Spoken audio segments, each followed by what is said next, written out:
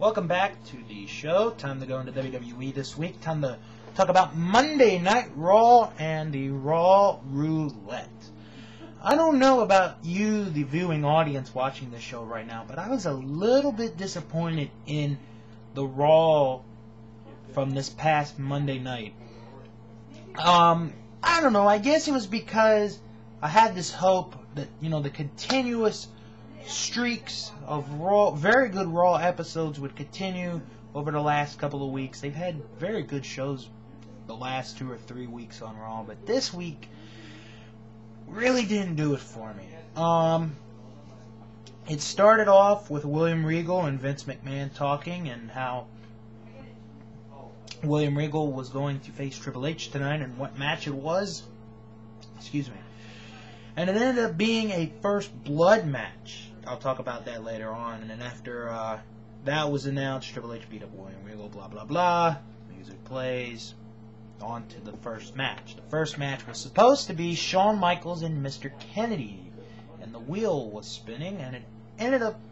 I don't remember the name of the kind of match it was. It was some weird thing. But basically, the point of the match was Michaels and Kennedy were going to team up to face another team that was going to team up for the first time, and probably the only time, and it ended up being Trevor Murdoch and Charlie Haas, who unfortunately are just completely lost in the mix, especially Murdoch since Lance Cade got hurt during the our winter break on the show.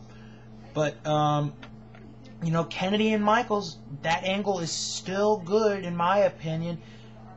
The way in this match, how when Michaels went for Sweet Chin Music, Kennedy with a blind tag, Kennedy got the tag, Michaels hit Sweet Chin Music, but Kennedy hit him with his new move, the STO. I think it's called the Mike Check.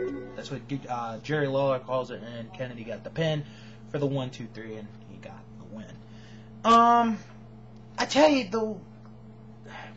the one match that I didn't like, and I'm not bashing the Divas. I'm not bashing the Divas here, but I just did not like that lingerie match. It was not that good of a match. I mean, Ashley coming back as a nice return, but she did not look that good in the ring, I felt. And honestly, she doesn't look good personally, since she last was on TV about 6 months ago for the WWE. I mean, she looks like one of those, models who, they put their finger in their mouth and they try to make themselves lose weight. And I don't like the pink highlights. I just really don't. And then Triple H and William Regal, their first blood match. That was not a good first blood match. I mean, I don't know. I just didn't really like the show this week. But I will tell you, Hornswoggle once again proves to be very entertaining to me on Raw this week, trying to find a tag team partner where if he and his partner won, they both got into the Royal Rumble match. So he tried, and he was about to team up with this jobber when Mick Foley came out, which is a nice surprise. It's nice to see Mick back in the ring. It's always good, in my opinion. So Hornswoggle and Mick Foley, I guess you could say the odd couple dream team of the decade, were victorious, and they are in the Royal Rumble. And then the main event was Jeff Hardy against Umaga in the confines of a steel cage. And the ending was just awesome. Jeff Hardy hitting the Whisper in the Wind off the top of the steel cage was just insane, and it got a very nice pop. And I'm telling you, the whole thing with Jeff Hardy and Randy Orton, it's going to be a very interesting title match coming up at the Royal Rumble, which I'll talk about in a minute. But, still, this is just going to be, I think this is going to be one of the better WWE title matches that we, the wrestling fans, have seen on pay-per-view in the last 6 to 12 months. So on that note, then as soon as I check that, yes, you should go to private school and not Catholic school. Time for the Royal Rumble report. And the Royal Rumble is Sunday night, January the 27th, live on pay-per-view or WWE.com, depending on what you watch. Now, as we all know, there will be at the Royal Rumble 2 title matches. As I just mentioned, Randy Orton defends the WWE Championship against Jeff Hardy. And the World Heavyweight Championship will be defended as Edge defends the title against Rey Mysterio. Chris Jericho is going to be in one-on-one action against JBL. And just added this week on WWE.com is MVP against Ric Flair in the career-threatening match. Will MVP get the job done?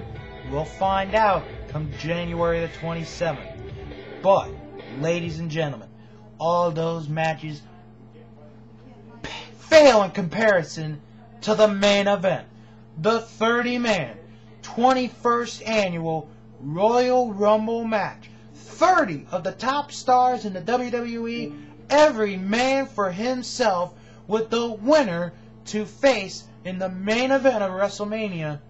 Well, whoever the champion may be. It could be the WWE champion, could be the world champ, could be the ECW champion. Now, last week, I announced that Umaga was the first participant announced for this year's Royal Rumble match. Now, in the past 7 days, 9 superstars have been added to the card. Now in the Royal Rumble match, you have Snitsky, one half of the World Tag Team Champions, Hardcore Holly, the WWE Tag Team Champions, The Miz and John Morrison, Hornswoggle, 3-time former WWE Champion Mick Foley, the 2005 Royal Rumble winner Batista, the Big Red Monster Kane, and last year's Royal Rumble winner, the Phenom, The Undertaker, as he looks at a chance to repeat for the first time in this decade. Now then, last week on this show, I had started a Royal Rumble trivia contest where you're not going to win anything. But, believe it or not, one person got the answer right to the question from last week. As you know, the question was last week, what was unique about the 1990 Royal Rumble match?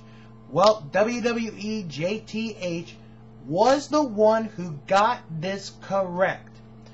The reason why that the Royal Rumble 1990 was probably the most unique of them all was because it was the only time in the history of the Royal Rumble that the WWE Champion, the Intercontinental Champion, and the Tag Team Champions were in the same match. It had not happened in the prior two, and it has not happened since.